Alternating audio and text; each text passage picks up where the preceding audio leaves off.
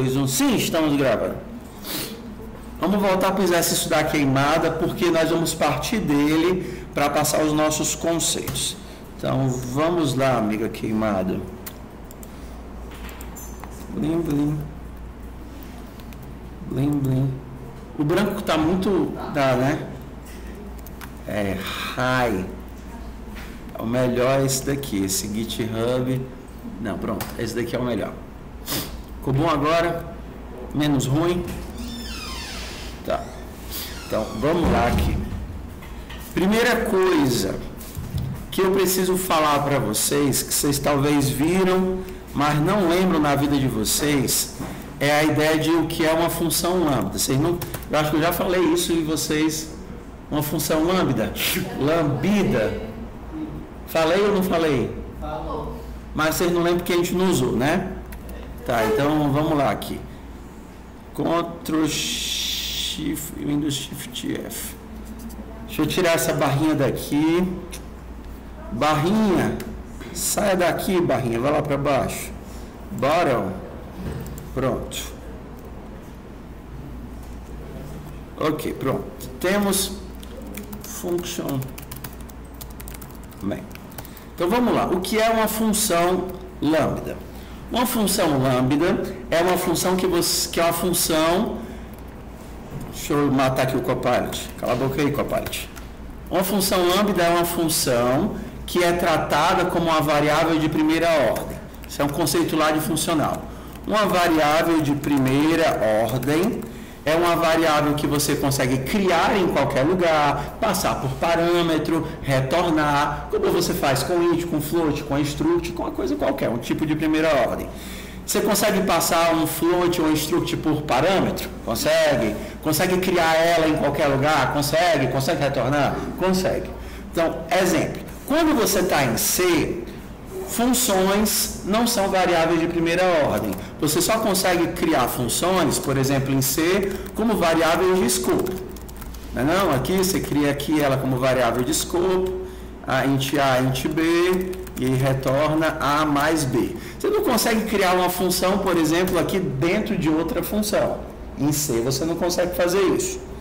C++ você consegue, Java você consegue, nas outras você consegue através da ideia do lambda. Qual é o lambda? Qual é a ideia do lambda? Você tem uma sintaxe para criar uma função em qualquer lugar. Então, por exemplo, vou criar aqui uma função que soma duas coisas. Vou criar uma função, eu vou criar fazendo a palavra function. Ela vai somar duas coisas, A e B, que são inteiros, e vai retornar um outro inteiro. Não estou fazendo nada com isso. Vou retornar A mais B. Então, isso daqui que eu escrevi é uma função que eu acabei de criar bem aqui. Eu poderia salvar essa função numa variável. Soma é uma função. E aí eu poderia utilizar fmt.println soma de 5 mais 6. Criei a função soma aqui. Criei ela aqui. Guardei ela numa variável e estou utilizando essa função. Todo mundo feliz? Todo mundo feliz, né? Então, se eu imprimir isso daqui... Hã? Sim, senhor. Está sendo gravado? Sim, senhor. Ok? Mas como eu posso criar ela em qualquer lugar? E se eu criasse ela exatamente bem aqui, ó? Tá vendo aqui? Só que agora eu não preciso botar nem nome nela. Estou criando bem aqui uma função. Está aqui criada a função. A função eu acabei de criar. Criei. E aí, assim que eu criei, eu já chamei. Chamei ela para quais valores? 5 e 6. E aí ela somou o 5 e o 6 e já retornou o resultado e eu já imprimi o resultado. Ou seja, eu posso criar ela em qualquer lugar, posso passar ela por parâmetro, posso fazer qualquer coisa com ela, porque ela é um tipo de primeira ordem, uma variável de primeira ordem. Aqui ela foi criada e assim que eu criei eu já utilizei. Se eu rodar isso daqui, ele vai imprimir 11. Tudo bem? Estamos felizes por enquanto? Tá. Funções que são criadas dentro de escopos, elas podem ser criadas assim, ou elas, para serem recursivas, elas têm que ser definidas e depois criadas. Por exemplo, vocês ainda lembram como é que funciona o Fibonacci? Ainda lembram como é que é o Fibonacci de um determinado valor? Se o meu valor, né? Se o meu valor for 0 ou valor for 1, quanto é que eu retorno? 1. Se não, eu vou retornar o quê? Fibonacci de V menos 1 mais o Fibonacci de V menos 2. Vocês viram em FUP. Tá? Então, ou seja, o Fibonacci de 8 é o Fibonacci de 7 mais o Fibonacci de 6. O Fibonacci de 7 é o de 6 mais o de 5. O de 6 é o de 5 mais o de 4. E por isso que vai até fazer. Só que aqui, em Go, como seria em C++, ele também reclamaria isso. Ele vai dizer, rapaz, eu não sei o que é Fibonacci, não. Por quê? Porque você ainda está criando a coisa e já está chamando ela. Em Python funcionaria, mas aqui não. Então, o que é que eu teria que fazer aqui? Eu tenho que definir primeiro, Fibonacci é uma função que recebe um int e retorna um int. E agora eu faço só a atribuição, tá vendo? Definir o que ele é, Fibonacci é uma função que recebe um int e retorna um int, e aí depois eu posso utilizar. Ok? Isso daqui se chama declaração. Isso daqui é o quê? Muito bom, definição. Tá? Então agora eu posso perguntar qual é o Fibonacci de 5. Fibonacci de 5. Go run main.go. Fibonacci 5 é 8. 1, 1, 2, 3, 2 mais 3, 5, 3 mais 5, 8. Tá certo. Ok? Tudo bem até aí? Tudo bem até aí. Tem uma ideia, um conceito que a gente não vai entrar porque não cabe aqui na aula, senão eu ia perder muito tempo, que seria a ideia dos closures, que seriam eu conseguir salvar o contexto em que eu estou e exportar. A gente vai ver só mais uma ideia, que é escopo externo.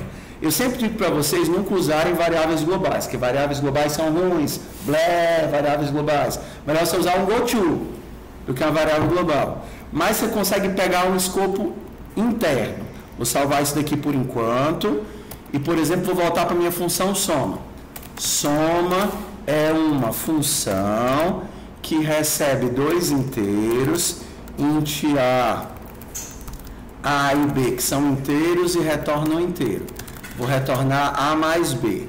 E aqui eu vou fazer soma de 5 com 4. Tá? Essa função interna aqui, ela consegue ver coisas que estão na função externa. Então, se eu criar aqui um C que recebe 6, eu consigo fazer A mais B mais C. Ela enxerga, a minha função interna enxerga coisas que estão do lado de fora. Entenda, como se essa variável fosse global. Só que, entenda, ela não é global, ela é dentro do escopo. Só que como a minha função está no escopo, ela enxerga as coisas que estão no escopo. Ok? Legal? Legal, legal, legal? Legal. Então, o que fica faltando, que vocês depois podem ver por curiosidade de novo, o que são closures, que é você pegar o escopo e exportar. Então, por enquanto, a gente vai ficar com essa ideia aqui. Todo mundo feliz? Bora voltar para o Fibonacci. Bora voltar para o Fibonacci. Não sei se vocês, o professor de vocês já desenhou como é que é a chamadazinha recursiva do Fibonacci. Quando eu tento fazer um F11, vou tentar fazer F de 5. Vou botar assim. Como é que eu calculo o Fibonacci de 6? Como é que eu calculo o Fibonacci de 6? Ele vai fazer o quê? F de 5 mais o quê? F de 4. Só que ele chega aqui no F de 5. Como é que ele calcula o F de 5? Aí ele vai, beleza, eu sei o F de 5. F de 5 vai ser f de 4 mais f de 3. Como é que eu calculo f de 4? F de 4 vai ser f de 3 mais f de 2. F de 3 vai ser f de 2 mais f de 1. Ó, tá vendo aqui, ó, tem uma árvorezinha aqui. E o f de 2 vai ser f de 1 mais f de 0. A árvorezinha aqui. F de 1 ele sabe, dá 1. F de 0 ele sabe, dá 1. F de 2 vai ser 2. Aí ele retorna. F de 3 vai chamar para F de 1. F de 1 ele sabe. 2 mais 1, 3. Aí ele retorna. F de 4 ele precisa do F de 2. Só que o F de 2 vai precisar de quê? F de 1 mais F de 1. Aí ele calcula isso daqui e retorna. Só que aí ele vai precisar do F de 3. Para fazer o F de 3 ele vai precisar do quê? F de 2 e o F de 1. E para fazer o F de 2 ele vai precisar do F de 1 e do F de 1. E aí ele calcula e retorna. Só que ele chega no F de 4. Para fazer o F de 4 ele vai... Então, vocês percebem que a gente está o tempo todo calculando as mesmas coisas? Sim ou não? Sim. Como é que a gente melhora isso daqui? Armazenando os valores. Esse é o início da ideia da programação dinâmica. Eu vou fazer um cache, ou vou preparar um cache, seja por antecedência, ou seja na hora da execução, que na hora que eu tiver o F de 2, eu não vou mais precisar calcular o F de 2 de novo. Eu já vou ter o F de 2 armazenado. E na hora que eu conseguir calcular o F de 3, o que ele vai fazer? Armazena o F de 3. Então, como é que vai ficar a nossa execução, imaginando que eu consigo montar um cache? Ele tenta fazer o F de 6. Aí ele não sabe. Ele tenta fazer o de 5 com o de 4. Aí ele tenta o de 5, não sabe. Ele tenta o de 4, não sabe. Ele tenta o de 3, não sabe. Ele tenta o de 2, não sabe. Ele tenta o de 1, consegue o de 1. Ele tenta o de 6, consegue o de 6. Na hora que eu retorno essa informação... Opa, eu não tinha o de 2, mas agora eu tenho. O que é que eu vou fazer? Armazeno. Lembra da nossa variável mutável compartilhada, que eu ficava preenchendo ela? Ok, agora eu retorno. Opa, eu não tinha o de 3, agora eu tenho. O que é que eu faço? Armazeno. Aí ele retorna. Opa, eu preciso do F de 2. F de 2, eu vou ter que calcular de novo ou eu já tenho? Eu já tenho. Então, esse cara aqui, eu não calculo de novo mais, porque eu já tenho. Aí eu retorno. F de 4, eu tenho ou não? Não. Então, eu armazeno. Aí eu retorno. Para calcular o F de 5, eu preciso do F de 4 mais o F de 3. F de 3 eu já tenho? Tenho, porque eu calculei bem aqui. Então, o que eu faço? Eu só consulto. Para calcular o F de 5, eu não tenho ainda... Então, eu armazeno. Aí eu retorno. Para calcular F de 6, eu preciso do F de 4. Só que o F de 4 eu já tenho. Então, eu consulto. Então, ao invés de eu ter essa árvore todinha que iria se abrir em ambas as direções, né? Essa árvore aqui desbalanceada, eu vou ter só um raminho dela. Só esse raminho aqui, vocês estão vendo? Porque eu só vou calcular o primeiro branch, o da esquerda, até o final, e depois eu saio só fazendo as somas com os resultados que eu tinha do que eu coletei anteriormente. E a implementação é muito trivial. Bora jogar aqui, ó, do jeito que eu tenho aqui. Para não ter que passar uma variável mutável compartilhada para ser alterada em todas as chamadas, o que é que eu posso fazer? Criar uma variável de escopo. Está vendo aqui? Vou criar uma variável aqui. Porque essa variável que eu vou criar vai ser visível por todas as recursões do meu Fibonacci. Concorda? Eu poderia fazer da outra vez que eu fiz, que eu coloquei um mapa aqui dentro. O que é que eu vou ter que... Como é que são os resultados? Os resultados é que tipo de variável? É um mapa, onde a entrada é um inteiro, que é o valor que eu quero armazenar, e a saída também é um inteiro. Ou seja, o Fibonacci de de 1 vai ser 1, o de 2 vai ser 3, o de 4 vai ser 5 e por aí vai. Tá? Aqui eu vou armazenar os resultados. Vamos lá. Onde? Bem aqui, onde é que eu consulto e onde é que eu guardo o resultado?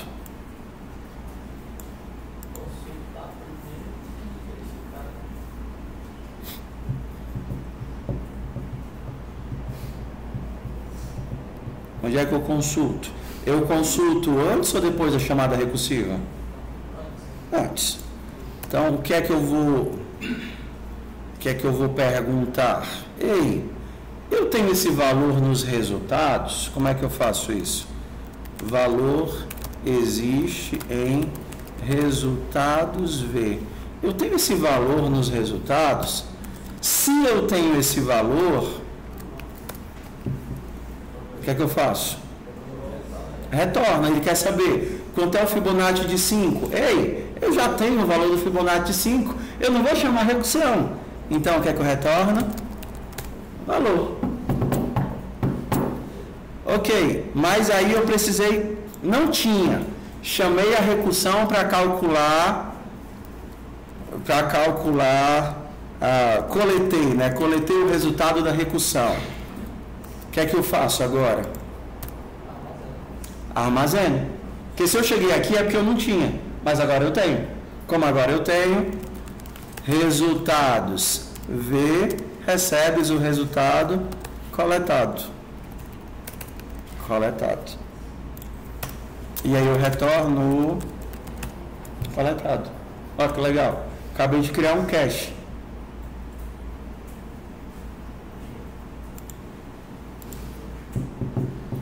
Olha com atenção, olha com atenção.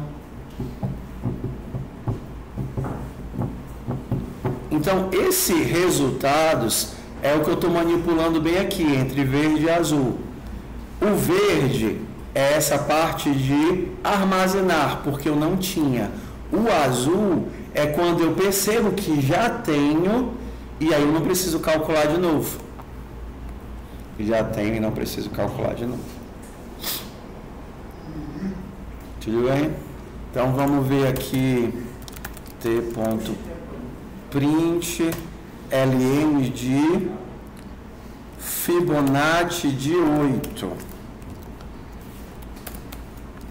Então toda vez que eu fizer, para a gente ter uma diferença, eu vou mandar ele mostrar aqui todas as vezes que ele calculou.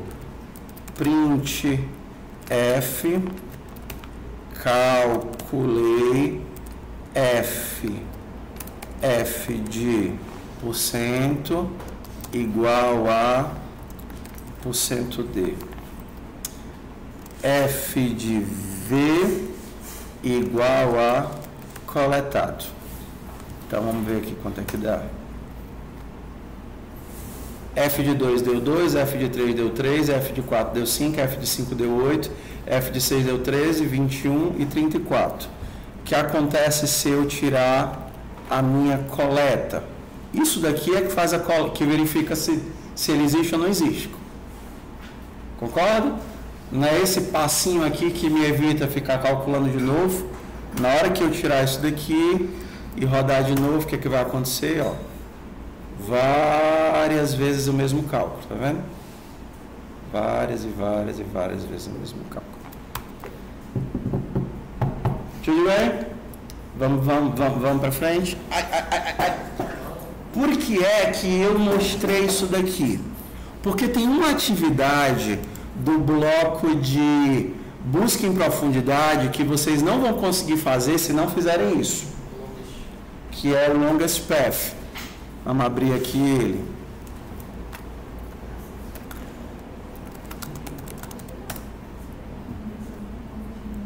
Uma dessas atividades é essa daqui, o caminho mais longo. E o que é que ele pergunta? Ele pergunta a seguinte coisa: ei,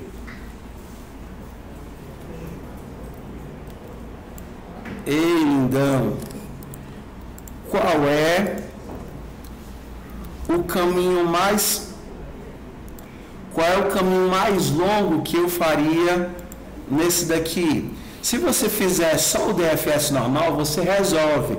Você diria, ei, 9, qual é o caminho mais longo que eu faço a partir de você? Toda vez que você chama a recursão na tua busca em profundidade, você passa o valor atual e ele só aceita a recursão se ele for maior do que você. Então o 9 vai tentar para cá, dá 0, não vai conseguir para cá, não vai conseguir para cá, não vai conseguir para cá. Beleza? Então o 9 sabe que a profundidade dele é 1. O caminho mais longo eu vou chamar de profundidade. Para esse 9, não. Toda vez que ele acha alguém que é maior do que ele, é que nem aquela soma dos elementos. Lembra que eu perguntava quantas árvores somadas? O critério era o cara ser árvore. E aí ele aceitava a recursão e retornava mais ele. Lembra? Mais um. Eu sou árvore, eu retorno mais um. Só que aqui o critério não é ser árvore, é ser maior que o nó que chamou a recursão. Aí o cara chama a recursão e diz assim, ei, tu é maior que eu? Aí o cara diz assim, não. Aí retorna a recursão. Tu é maior que eu? Não. Tu é maior que eu? Não. Tu é maior que eu? Não. Então o 9 só tem ele mesmo, profundidade 1. O 4 vai perguntar, tu é maior que eu? Não. O 8 vai responder, sim, eu sou maior do que você. Deixa eu ver se tem alguém maior do que eu aqui. Não. Então o 8 retorna ele, o 4 tem ele, e aí a profundidade do 4 vai ser 2. Aí eu venho para cá, disparar a recursão. Tá maior do que eu? Sim. Deixa eu ver se tem mais alguém aqui. Não. Então aqui o 6 para cá ele vai ter profundidade 2. E para cá ele vai dizer não. Então o 6 tem profundidade 2. E esse 6 aqui? Não, sim. Então a profundidade dele vai ser 2. O que é a ideia do cache aqui? Percebe que todas as vezes que eu faço uma pergunta, eu não precisaria de novo fazer todas as recursões para saber a profundidade daquele nó? Então quando eu estou bem aqui e eu for perguntar, por exemplo, e o 8 vai ser o quê? Vai ser profundidade 1. Na hora que esse cara vai tentar perguntar a profundidade dele, ele olha para o 1 e o 1 diz não. Só que quando eu disparar a recursão para esse cara, será que ele realmente tem que perguntar tudo de novo para todos os vizinhos? Não, porque ele já calculou a profundidade dele. A profundidade dele é quanto? 2. Então bastaria o 4 perguntar, ei, 6, qual é a tua profundidade? Ele diz, ei, eu já calculei, a minha profundidade é 2. Então ele não precisa mais disparar a recursão de novo. Se você não fizer um cache da consulta, o teu código não vai rodar a última instância do problema, porque a última instância do problema é grandona. Então toda vez que você pode, seja salvar no mapa, os mapa de posição, profundidade, ou então numa matriz, posição, profundidade. Eu acho um mapa mais legível, tá? E aí o mapa vai guardar, toda vez que você roda para um nó, ele calcula e já armazena o resultado. Para quando você acessar de novo o mesmo nó, você não tem que spawnar a recursão a partir dele. Você só coleta o resultado e devolve. Entenderam a ideia? Sim ou não? Não. Nesse caso teria que ser a posição, a chave do nó. A posição seria a chave e a profundidade seria o valor guardado. Ou seja, antes de começar a recursão, eu pergunto, ei, eu já calculei esse valor? O código igual ao do Fibonacci, só que com esse cachezinho. Eu já calculei esse valor? Se sim, beleza, retorna o valor. Se não, calcula e depois armazena. Legal? Legal. Então, isso daqui era o que faltava para resolver aquele problema de the longest path. Bora para o próximo? Próximo conteúdo. Ok. Próximo conteúdo vai ser como eu transformo de recursão para pilha. Ou como eu transformo de recursão para lista. Daria no mesmo, assim, É a mesma técnica. Então, o que a gente vai ver hoje, tanto funciona para busca em profundidade como busca em largura. Só que eu só vou conseguir chegar em busca em largura na próxima aula. Hoje a gente vai focar só nisso. Quais as técnicas que eu vou utilizar para fazer essa conversão de recursão para pilha ou lista. Vamos para o problema, tá? O que é o problema? Vou pegar ali a queimada para gente entender. Quando você fazia as tuas soluções com recursão, deixa eu pegar um caso aqui desse daqui, pronto. Não, pronto, vou fazer esse daqui. Beleza. Espera aí que eu fiz alguma coisa errada aqui. Cadê o meu código? Ah, tá aqui. Pronto, vou pegar esse cara aqui. Ctrl Shift S. Salvei ele.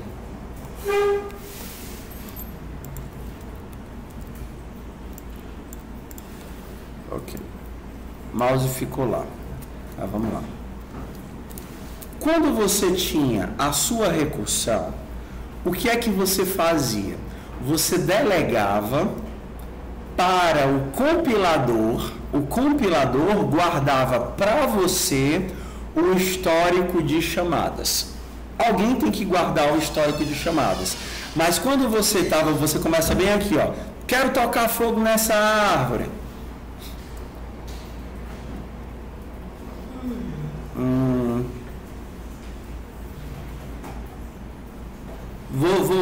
Ao invés de perguntar árvore, eu vou usar uns pontinhos como referência, tá? Eu quero encontrar todos os pontinhos. Eu não quero encontrar as árvores, só porque fica melhor o nosso exemplo aqui. Porque aqui eu só tenho um único caminho para chegar em todas as árvores, tá vendo? Só tem um único caminho. Então eu vou usar os pontinhos. Eu quero dizer assim, ei, acha para mim todos os pontinhos a partir desse local. Ok, na recursão, você pode simplesmente, faz um for aí, para todos os vizinhos desse pontinho aqui. Na hora que você chama a tua recursão aqui, você para o estado dessa função, por exemplo, no primeiro vizinho, e empilha a informação para a próxima função. Ou seja, você chamou para cá e agora você está numa pilha, essa tua pilha está bem aqui agora, e aí ele vai guardar as novas informações dele. Aí ele chega para cá e diz, não, eu não sou pontinho. Você retorna, e enquanto você retorna, você volta de onde você estava. Você chamou para a esquerda, nesse for aqui, agora você vai chamar para cima. De novo você para naquele ponto e empilha uma nova informação, que é analisar a posição de cima. Aí você diz, não, eu nem na matriz eu estou. Aí ele faz o quê? Retorna e você volta para onde estava. Você já tinha chamado para a esquerda, já tinha chamado para cima. Você vai chamar para onde agora? Para a direita, por exemplo. Aí você vem para cá. Então você está aqui, por exemplo, vou chamar esse cara aqui de ponto 1. Você está aqui no ponto 1. A tua pilha de execução está aqui.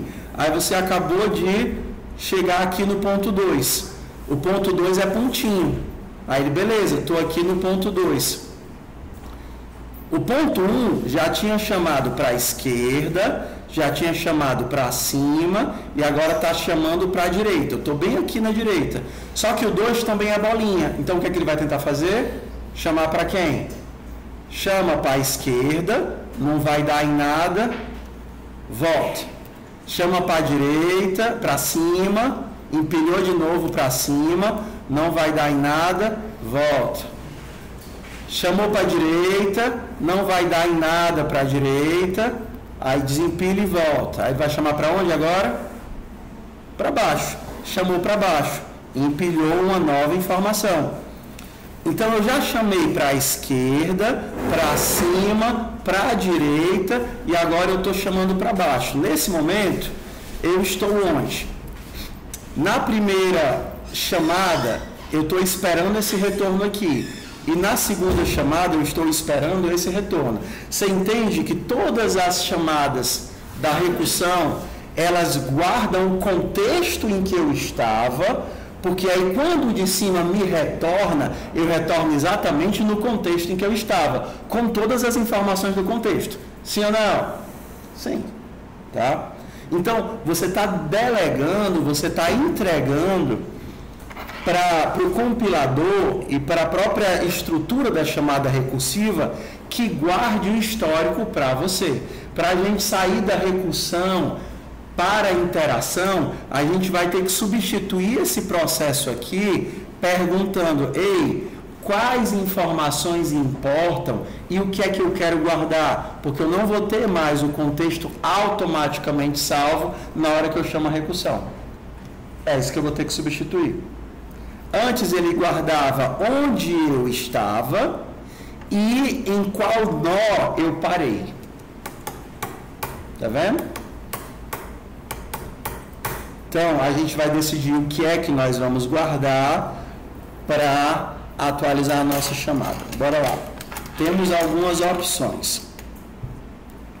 A primeira é, o caminho não é importante, eu só quero chamar todas as pessoas que forem bolinha. Então, eu poderia substituir isso por uma, entenda, pilha ou fila, ou não interessa o que, eu só quero armazenar os nós que eu preciso processar. Então, imaginando que eu começo no 1, eu vou jogar esse 1 aqui dentro dessa estrutura. Nesse caso, não importa se é pilha, fila ou escambau. E aí o 1 vai ter uma série de vizinhos. Antes, na recursão, cada nó cuidava só da sua vida. Agora eu não tenho mais recursão, então eu tenho que começar a olhar o contexto. O 1 vai olhar, ei, eu tenho vizinhos que são bolinhas, sim ou não? Sim. Eu tenho que guardar isso em algum lugar, porque quando eu voltar, eu preciso em algum momento processar esses caras. Então, o que é que eu vou fazer? Ei, quais dos meus vizinhos são bolinha? Ops, eu tenho um cara aqui que é bolinha, o 2, e eu tenho um cara aqui que é bolinha, o 3. Então, eu vou colocar eles para serem processados, o 2 e o 3. Nesse caso, o 1 já foi processado? Já. Então, nesse caso, se eu quisesse, eu poderia tirar o 1. Tirei o 1 e agora... quem é que eu vou processar? Faz diferença eu ir para o 2 ou eu ir para o 3? Não, nesse caso não faz. Eu sei que eu vou ter que analisar o 2 e o 3, mas na ordem, no meu problema não importa. Se eu quisesse ir na sequência de inserção, eu utilizaria uma fila. Então eu ia puxar o próximo da fila, inserir aqui em cima, eu estou puxando aqui de baixo. Seria o 2. Então o 2 tem alguém para ser inserido? Tem, esse cara aqui é o 4. Ups, ferramenta errada. Mais alguém? Não. Então tiro o 2. Quem é que tem agora para processar? 3. O 3 tem alguém para ser inserido? Não. Então acabou-se para o 3. O 4, eu estou processando quem está na pilha, na fila no caso aqui. 4 tem alguém para ser inserido? Tem. Aí eu iria para o 5. Vale-me Deus. É porque eu apaguei o breguesse aqui. Eu iria para o 5. Aí eu ia apagar o 5. Depois eu vou para o 5. O 5 vai inserir o 6. Aí eu vou para o 6. O 6 vai inserir o 7 e o 8. Aí eu vou para o 7 e para o 8. E por aí vai até a gente terminar o processo todo. Se eu fizesse com a pilha, ia mudar nada, porque nesse problema é zero relevante, tá? Então, bora para a implementação. Vamos aqui. Eu descobri agora, sem querer, que se eu segurar o Alt e colocar para a direita e para a esquerda no VS Code, ele troca a aba que eu tô. Olha que legal. Não, troca não. Tô mentindo. Tem alguma diferença de performance da redução? Sim. Funciona assim, ó. Quando você está usando recursão, agora que isso aqui é a parte importante da matéria. Quando você está usando recursão, você está copiando o contexto todo da função para a stack. Se a tua recursão começar a ficar muito grande, você vai sobrecarregar a tua stack, e normalmente a stack ela tem um espaço de memória limitado. E aí, se você sobrecarregar a sua stack, você vai ter um stack overflow. Ok? Quando é que vale a pena usar a recursão? Bora. Quando é que vale a pena usar a recursão? Quando o teu problema, por essência, não tem uma expansão de recursão tão grande. Exemplo, quando você está numa árvore, a descida na árvore é logarítmica. Então você não precisa você não vai ter um nível de profundidade tão grande na árvore. É diferente se você estiver numa lista. Se você não estiver numa lista ligada com 1000 elementos e quiser fazer a recursão para encontrar alguém, você vai percorrer os 1000 elementos da lista interativamente usando recursão. Se a tua lista tiver 1 milhão de elementos, você vai fazer recursivamente 1 milhão de empilhamentos na tua recursão, na tua stack. Ok? Então, no caso da árvore, como a descida é logarítmica, você não tem uma sobrecarga tão grande pelo fato de fazer recursão. E aí a gente tem uma vírgula bem grande agora. Algumas linguagens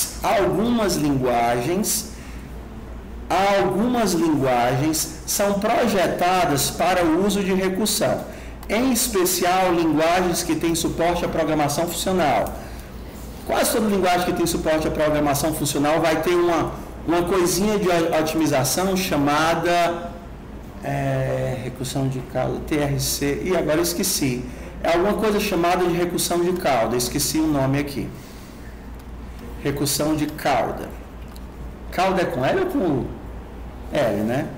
Cauda é com L. Qual é a ideia da recursão de cauda? Vamos voltar aqui para o Fibonacci. Blá, blá, blá, blá, blá. Aqui eu não vou conseguir pegar um exemplo legal.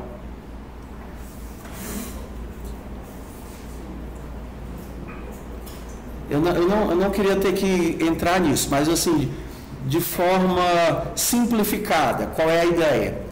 Se você está trabalhando com uma variável compartilhada e a tua última linha da chamada recursiva é a recursão para o próximo filho, bora lá. Se você está trabalhando com a variável compartilhada e a tua última linha de recursão é a recursão para o próximo nó, ele consegue fazer uma otimização que é a seguinte: a última chamada de recursão, a última ação da recursão já é o retorno da recursão. Então eu não vou ficar empilhando os contextos. Eu vou só fazer um jump como se fosse um retorno normal. E aí ele consegue, entenda, transformar esse código aqui num código interativo. Entendeu? Então, existe esse tipo de otimização que é muito usado em linguagens funcionais, que é fazer uma recursão de cauda, onde a minha última chamada de recursão já é a minha última ação da recursão é a chamada recursiva. Então isso faz com que eu consiga transformar via otimização a minha recursão em uma interação. Porque no fundo toda recursão pode ser transformada em uma interação. Só que isso já é a forma canônica de transformar em interação. Porque eu não preciso guardar informações de contexto para retornar para o contexto. Eu já consigo, entenda, chamei recursão, chamei recursão, chamei recursão, chamei recursão. Só que se o retorno de recursão já me leva de baixo, direto lá para baixo, eu consigo já transformar isso daqui num loop normal. É legal, muito legal isso daí. Se vocês forem ver programação funcional, vocês vão ver isso. Depende do professor, talvez, né? Nunca dá para garantir, mas é legal. Tudo bem, tudo bem? Só respondendo quando é que a recursão é melhor ou não é melhor. Ou seja, vocês vão ver agora que o algoritmo realmente fica mais difícil sem recursão. Porque você tem que guardar contexto e retorno. Então, se o algoritmo fica mais difícil, isso consequentemente é algo ruim. Porque coisas mais difíceis são mais difíceis de manter, sim ou não? Fazer manutenção em algo mais complicado é ruim. Então, se a tua recursão é justificável, número 1. Se o teu problema faz bom uso da recursão, por exemplo, uma árvore, ponto 2. E se a tua linguagem já tem nativamente otimização para recursão, ponto 3, então use recursão.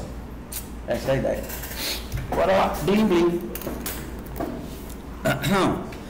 Então vamos voltar aqui para a nossa amiga queimada. Aqui a queimada. Diminui aqui. Queimada, cadê você? Queimada, volte queimada. Pronto, está aqui a queimada. Eu vou apagar isso daqui, porque eu risquei em cima da... Ah, é porque eu risquei em cima da queimada. Volta. Aqui é a queimada clássica, sem tirar nem pôr nada. Esse algoritmo eu já fiz recursivo, então eu vou apagar para fazer de novo... interativo, tá? Lembrem para mim como era a queimada recursiva. Eu chegava numa posição, se essa posição não fosse, se ela não fosse o que eu queria queimar, né? Eu coloquei aqui match. Se ela não fosse uma L posição, peraí, lembra? P é uma posição onde eu vou guardar L sendo L, C sendo C. Se nessa posição eu não tiver uma árvore, então eu retorno.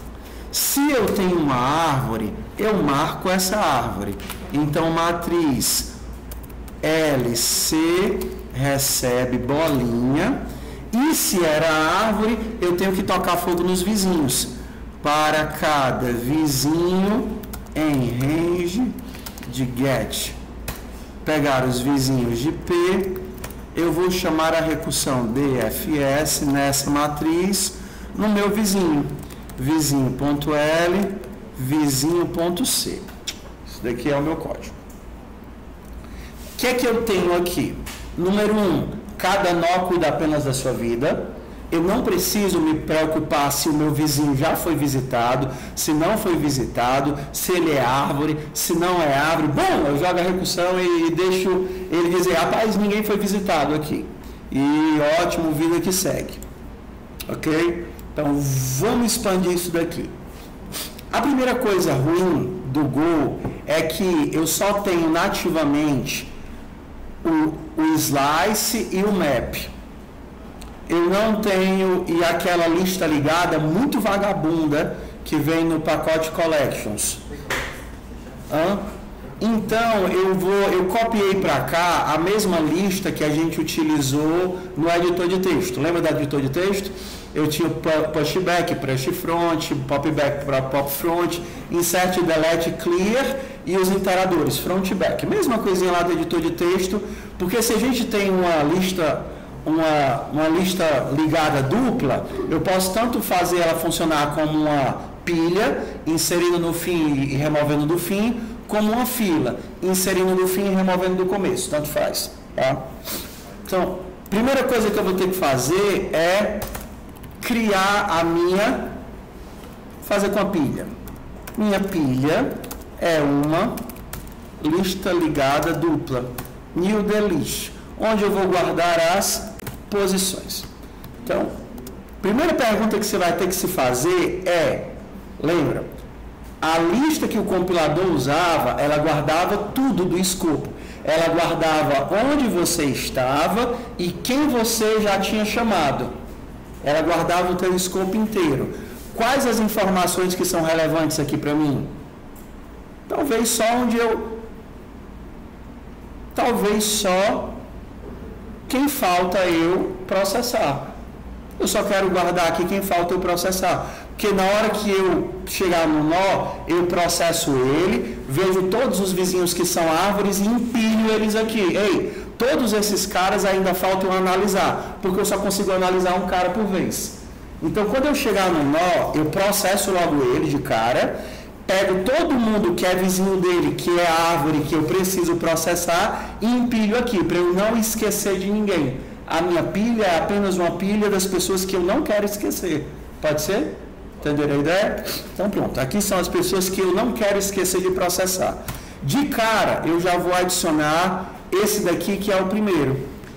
Pilha, ponto, pushback, eu insiro uma posição. Então, a posição com L e C. Pronto. Qual é o loop principal agora? Enquanto eu tiver alguém para ser processado, eu processo. Essa é a ideia. A minha pilha vai guardar todas as pessoas que eu tenho para processar. Enquanto eu tiver alguém para ser processado, eu processo. Ou seja, enquanto tiver alguém na pilha, enquanto eu tiver alguém na minha pilha, pilha.size for diferente de 0. Enquanto eu tiver alguém na pilha, eu processo essa pessoa. Aqui para nós não vai fazer diferença, deixa eu tirar as abinhas.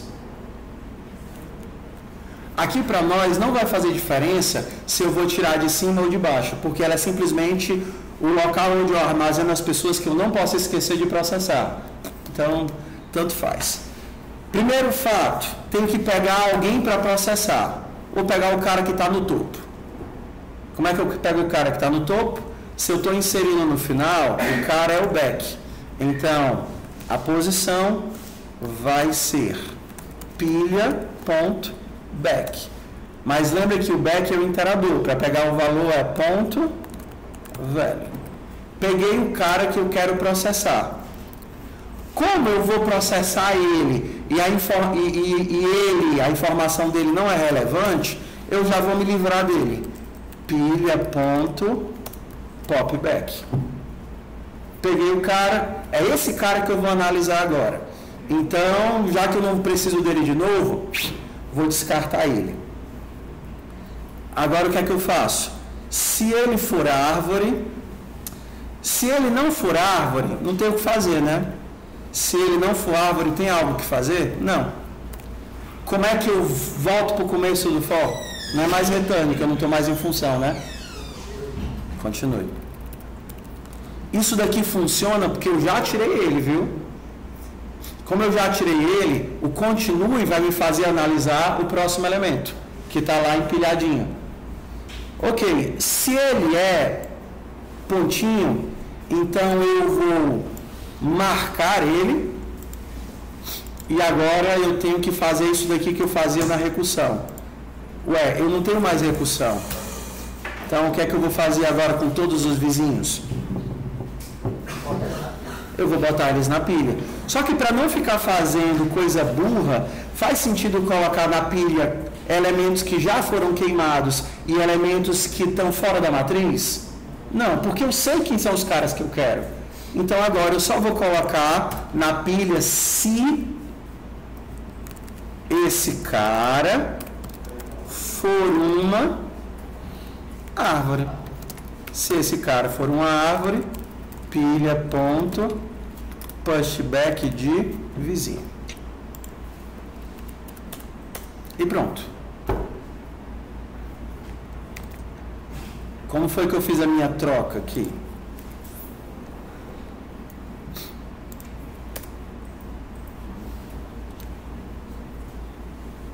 Criei uma pilha, lembra?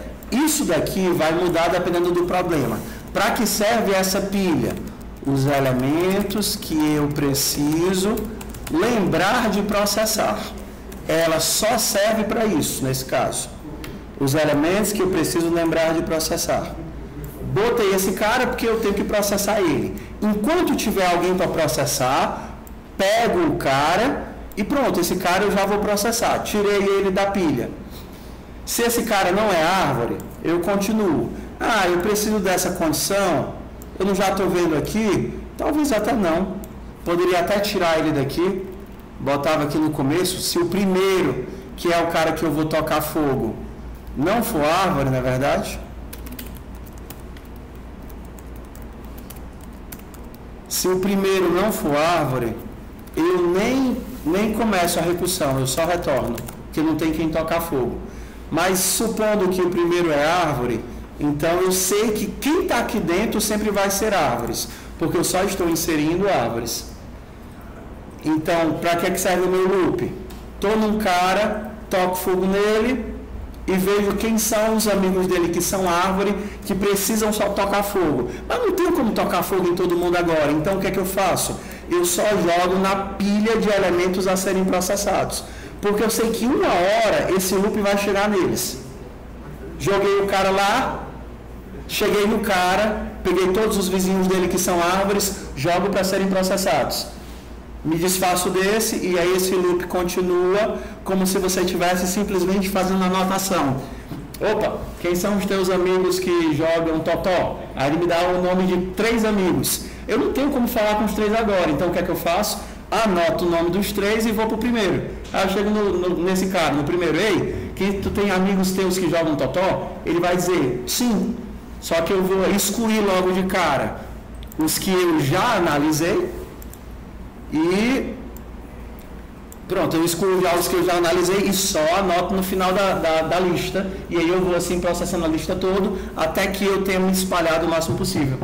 Sério, se tiver um problema que eu não posso excluir, por exemplo, veio com a maior ilha, né, que não podia excluir, né, a árvore. Tudo bem. Aí nesse caso, aqui eu estou fazendo de forma destrutiva, tá vendo que eu estou apagando o cara aqui? O código funciona igual ao antigo código, só que ao invés de escrever, eu vou criar uma lista de visitados. Os códigos são o mesmo, a estrutura só é que mudou de uma análise para outra análise. Então, visitados vai ser um mapa de posição booleana.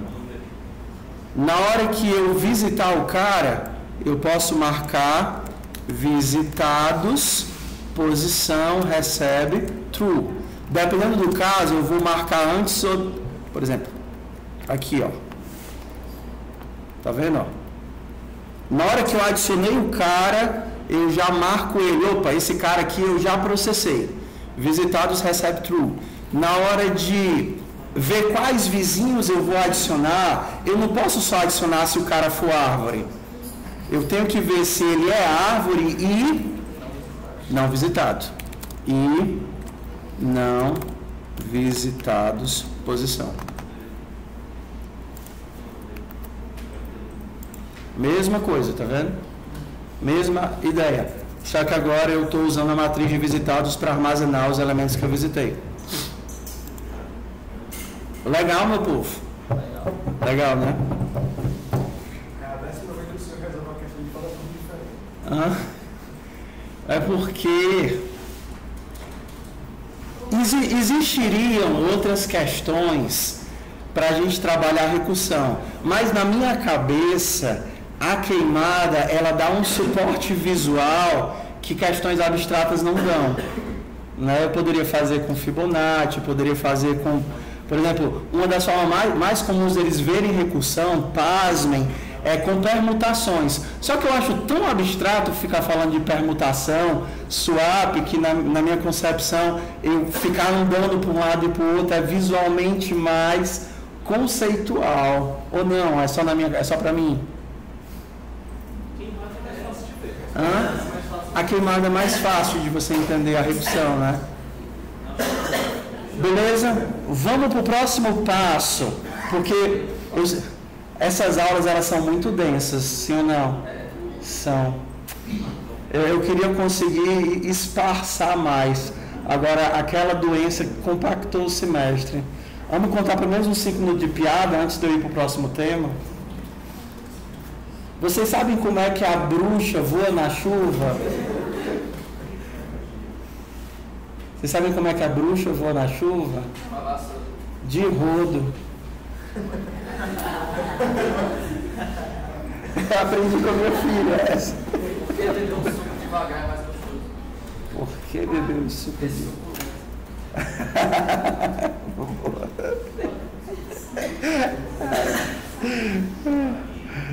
Eu normalmente meço o nível de sagacidade de uma turma. Antigamente eu fazia isso, hoje eu não faço mais. Mas já que estamos aqui, no começo da turma eu sempre contava uma piada para medir o nível de sagacidade da turma. Eu contava a piada e levava e contava os segundos que as pessoas demoravam para rir. Aí a piada era assim, ó. A piada era assim. Eu contei lá em casa, foi muito engraçado com as crianças. A piada é assim.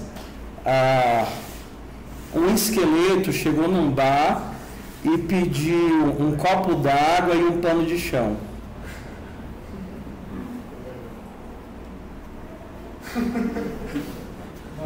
É 6 segundos. 7 segundos.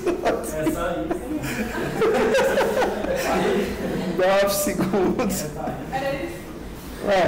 É porque normalmente as pessoas ficam esperando o resto da piada, mas qual é a piada? Ele bebe, a água cai no chão, ele vai ter que limpar pano de chão.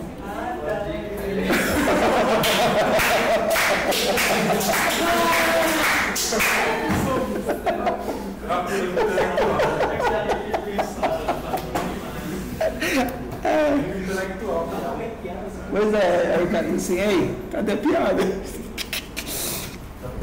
As crianças lá em casa levaram quase 10 segundos, esperando lá.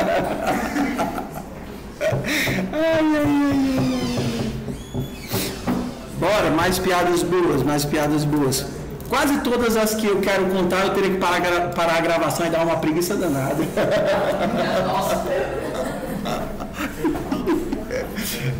Estamos na época ruim para piadas.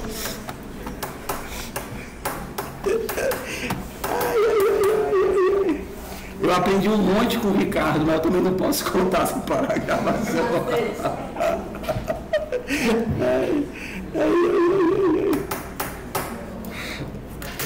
Toma água aqui.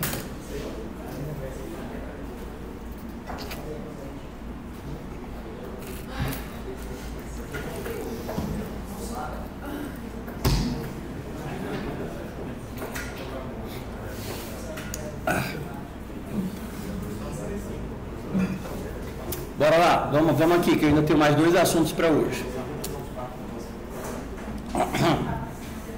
Eu vou dar um exemplo agora diferente, que vai misturar a nossa pilha com uma ideia de retrocesso. Bora lá, uma ideia de retrocesso. Tem uma atividade, que é a atividade da fuga do labirinto, tá? Que nem é retrocesso de verdade, que nem é backtracking de verdade. É só um pseudo, tá? Tanto que eu até vou tirar ela daqui depois.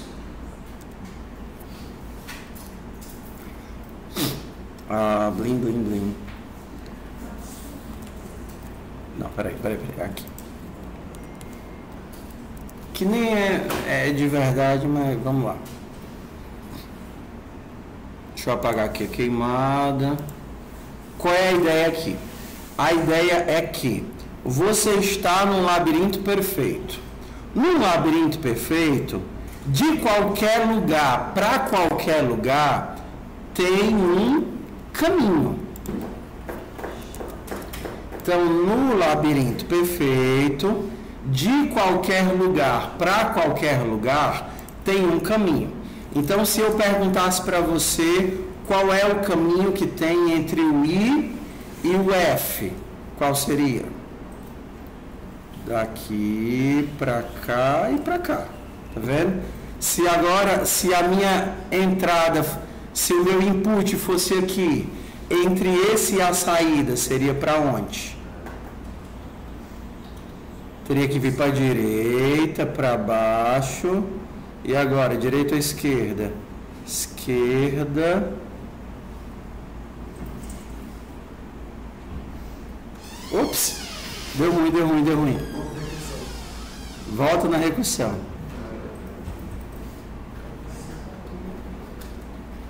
A régua?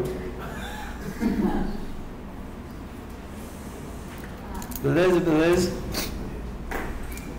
Se a pergunta fosse apenas saindo de I, eu consigo chegar em F, ou seja, existe uma saída, era a própria queimada, porque eu ia chegar em I, disparar a recursão e a recursão ia para todos os lados. Se por acaso algum dos nós queimados fosse o F, já estava resolvido, isso daqui era trivial. Agora, se eu te perguntar qual o caminho para ir de um até outro, não é simplesmente disparar a recursão para todos os lados. Você vai ter que controlar você vai ter que de alguma forma registrar o teu caminho. Aí a gente tem duas opções. A primeira é, talvez a mais fácil, vai para todas as direções e se por acaso você descobrir que não deu em nada, você avisa que deu ruim, ou seja, você avisa que é um dead end, um beco sem saída. Então, por exemplo, comecei aqui, chamei a recursão, veio para cá. Tem algum vizinho? Sim, veio para cá. E aqui, tem algum? Sim, veio para cá. Tem algum aqui que seja a saída?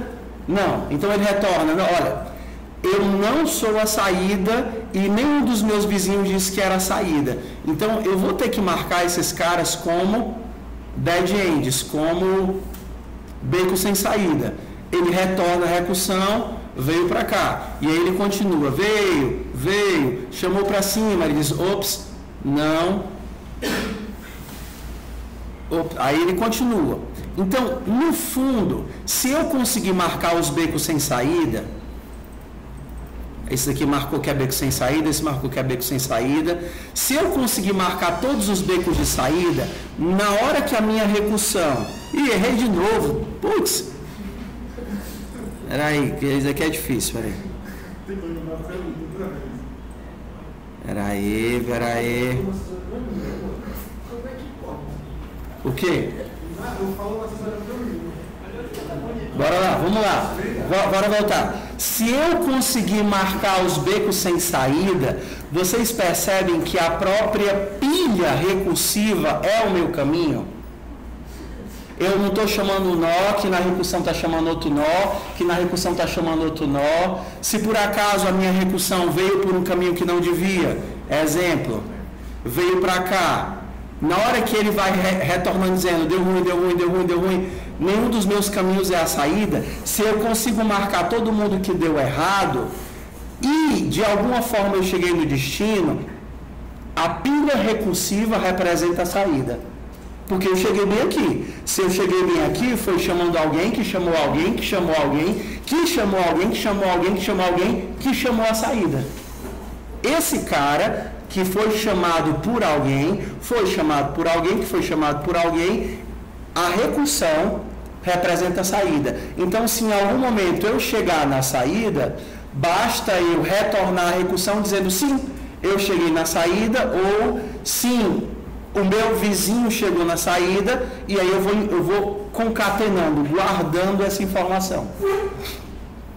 Isso daqui não é um backtracking autêntico, porque eu não tenho que revisitar várias vezes o mesmo caminho para procurar se dá certo por lá. Basta que uma única vez eu marque deu certo ou não deu certo. Então, o que seria de ajuste que a gente teria que fazer na nossa queimada aqui, ó? O que é que tem que fazer de ajuste aqui?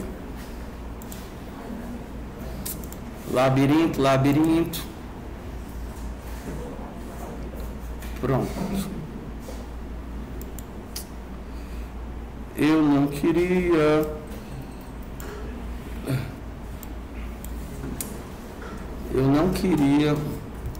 Fazer pronto. Bora.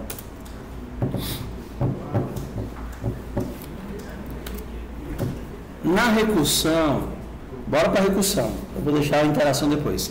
Na recursão é fácil. Como é que eu sei que é o caso trivial? Se por acaso eu não sou nem árvore, eu não sou nem caminho, se por acaso eu não sou sequer um caminho, não match, eu nem tenho a função match aqui, égua, vou criar ela aqui dentro, match é uma função que recebe o quê?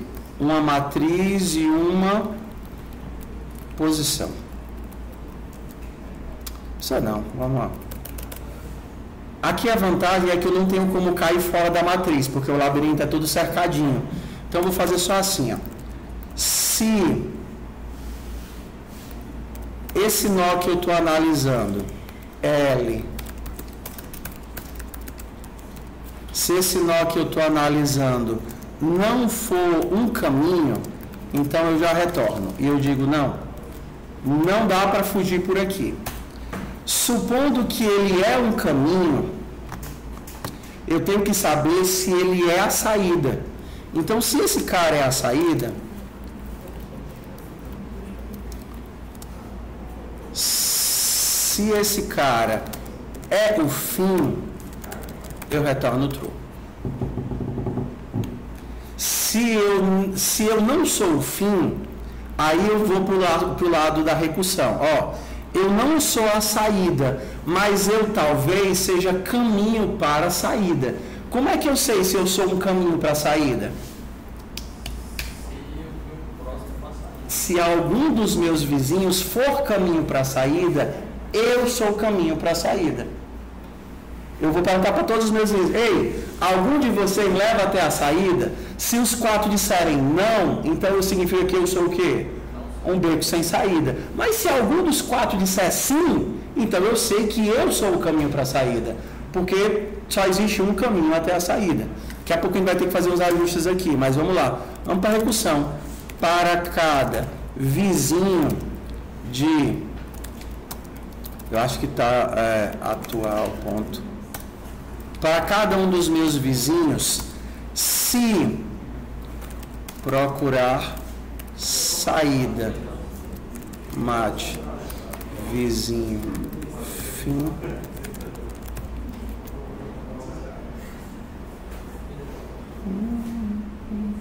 Ah, faltou um match aqui. Match não, range.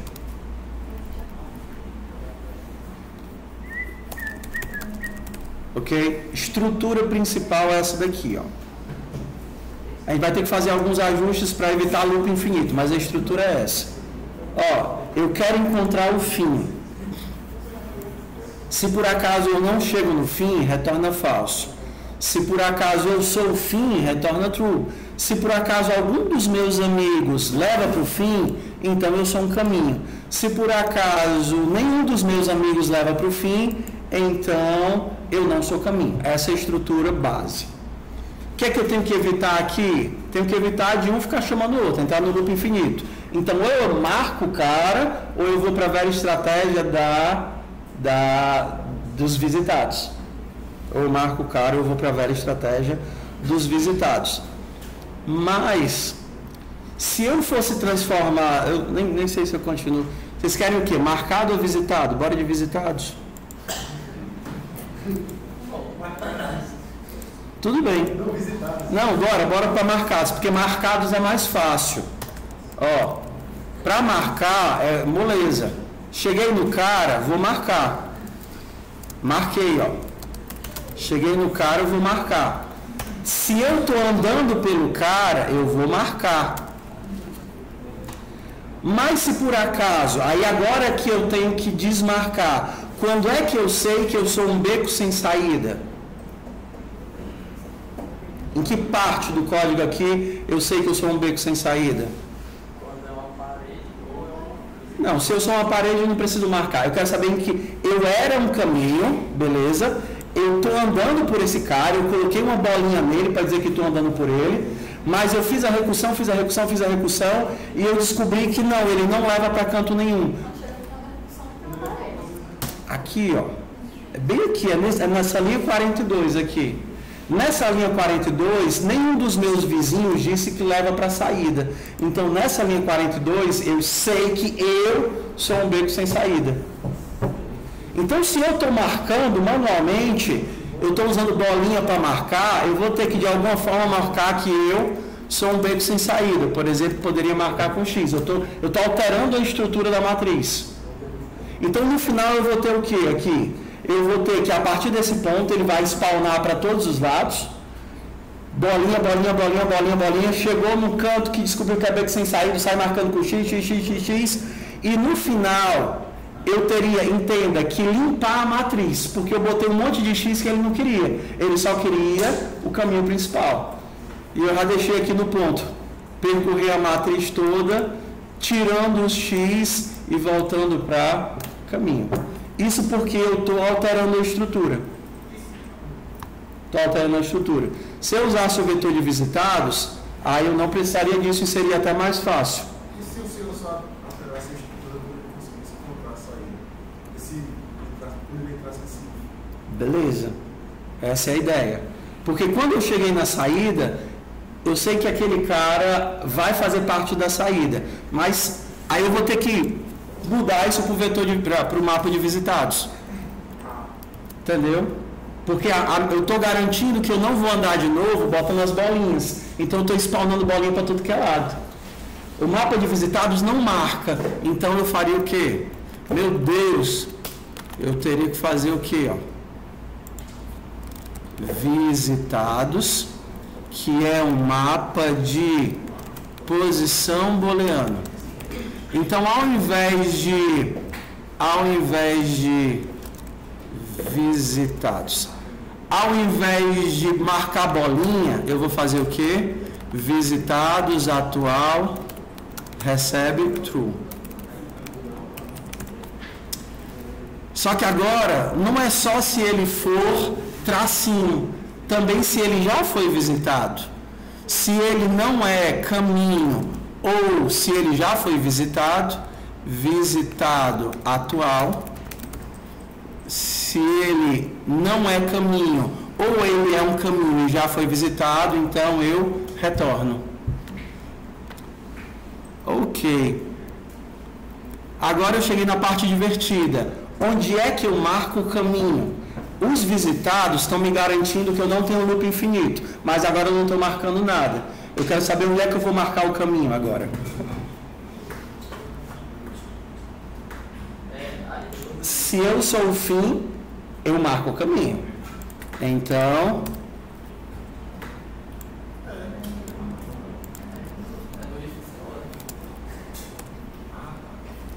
e se esse cara aqui retornou true, eu também marco o caminho.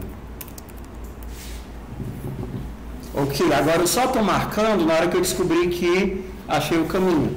Eu achei o caminho quando eu sou o fim ou quando algum dos meus colegas disse que é o fim. Que é caminho para o fim. Então, estou marcando os elementos na volta. Legal? Legal, né? Eu tô vendo assim, cheiro de neurônio queimado assim no último já. Neurônio queimado no último. Tudo bem, pessoal? Acho que hoje já deu, né? Eu ia falar de backtrack, mas eu vejo que será inútil se eu tentar. Então, eu peço de vossas excelências, eu vou fazer o seguinte, ó. Para outra turma, eu acabei dando uma aula menos densa, porque eu acabei colocando menos conteúdo. E aí eu consegui chegar em backtracking. E aí a tarefa dessa semana foi terminar o DFS e fazer as atividades de backtracking. Falta bem pouquinha coisa, só que não cabe mais hoje. Já deu, o que podia dar ainda estourou um pouquinho. Então eu vou gravar um videozinho de 15 minutinhos. Quando vocês estiverem mais desaturados, vocês assistem para tentar fazer as atividades de backtracking. Pode ser? Pode ser? Não tem nada mais do que próxima semana. Vamos lá, ó, vamos lá. Não, assim, se vocês estivessem frescos, em mais 15 minutos eu conseguiria, porque de tudo que a gente viu hoje, só ficou faltando um pedaço. Backtracking é o processo onde eu faço a expansão, só que por algum motivo eu tenho que desfazer na volta. Entendeu? Ficou faltando só esse passinho, que é eu vou expandindo, ei, deu ruim, volta desfazendo, vou expandindo, volta desfazendo. E eu fico nesse joguinho de sanfona. Então eu vou gravar um vídeo de 15 minutinhos, colocar lá no TKO lá, junto da atividade. Aí vocês assistem e fica para a semana que vem, para vocês terminarem. Fica backtracking e DFS para semana que vem. Combinado? Combinado? Tudo bem? Bora para a chamada.